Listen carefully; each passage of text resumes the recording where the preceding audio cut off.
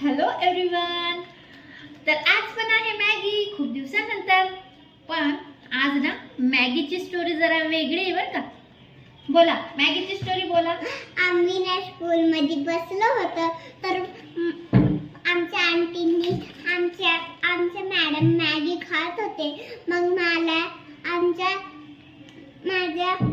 ना मॅगी खाऊशी झाली. मग ना मी माझ्या मम्मीला सांगितलं. मग मम्मी बोलली राजाला ना मॅगी बनवून दे घरी.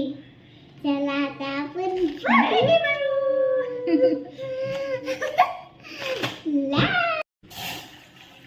आता आपण पाणी टाकूया. काय खाते तू? कच्ची मॅगी मी खाते का टेस्टी असते. हॅलो गाईज, जर रुथ तुम्हाला तिची खरी स्टोरी सांगेल आणि एकदम गंमतशीर आहे तर नक्की लाईक करा आणि सबस्क्राईब करा, कमेंटही करा. पण माझी स्टोरी सांगा तुमची. माझे टीचर मॅगी खात होते पण माझ्या तोंडात इतकं पाणी आलं होतं ना, पण नाव साचलंच होतं. नदी झाली.